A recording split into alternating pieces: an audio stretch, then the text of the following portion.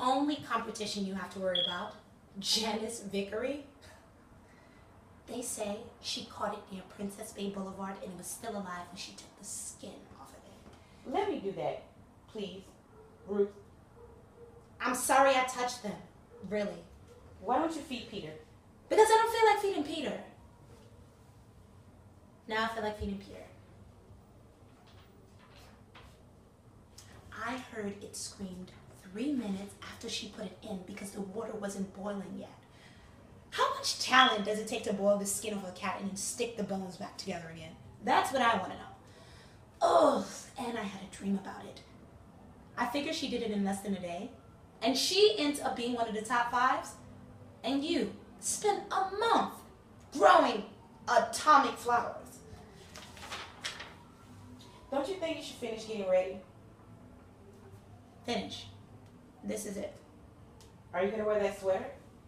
Look, don't worry about me. I'm not getting up on stage. And if I did, I wouldn't be caught dead in a horrible bow like that. Mother put it... They're going to laugh you off the stage again like they did when you cranked that atom in assembly. I didn't mean that. The only one they're going to laugh at is Mama. What? I said they're going to laugh at Mama. Let me take that bow off. It's all right. Look, just sit still. I don't want everybody making fun of you. What made you say that about Mama? Oh, I heard them talking in the science office yesterday. Mr. Goodman and Miss Hanley. She's getting $12.63 to chaperone this thing tonight. What were they saying? Miss Hanley was telling Mr. Goodman about Mama when she found out that you were one of the top 5 winners.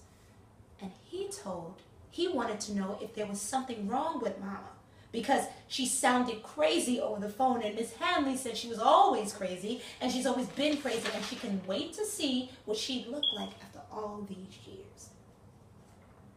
Miss Hanley said her nickname was Betty the Loon. Ruth, you're hurting me. She was just like you. Everybody thought she was a big weirdo. Ugh. There. You look much better. Peter, if anybody puts you in a boiling water, I'd kill them. You know that? What do they call boiling the skin off a cat? I call it murder. That's what I call it. They said it was hit by a car and Janice scooped it up before you could say bingo and it was screaming in a pot of boiling water. Do you know what they're all waiting to see? Mama's feathers.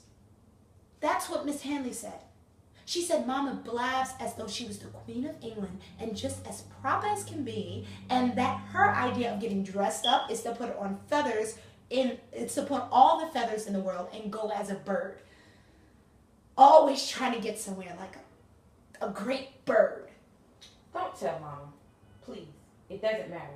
I was up there watching her getting dressed, and sure enough, she's got feathers on. You didn't tell her what Miss Healy said. Are you kidding me? I just told her that I don't like the feathers and I didn't think she should wear any. But let her listen to me.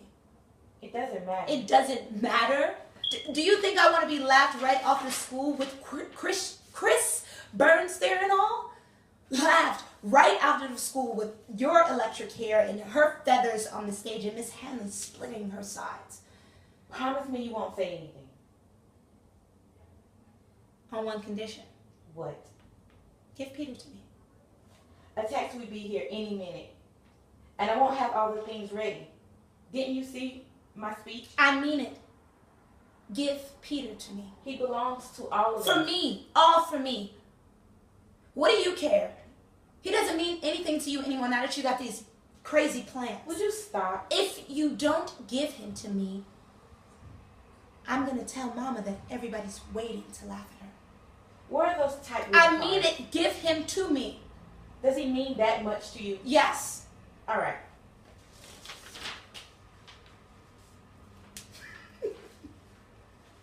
Betty the Loon. That's what they call her, you know, Betty the Loon. I don't think that's nice. First, Betty the Loon, then Tilly the Loon. You don't have to worry about me turning you in for any old plans.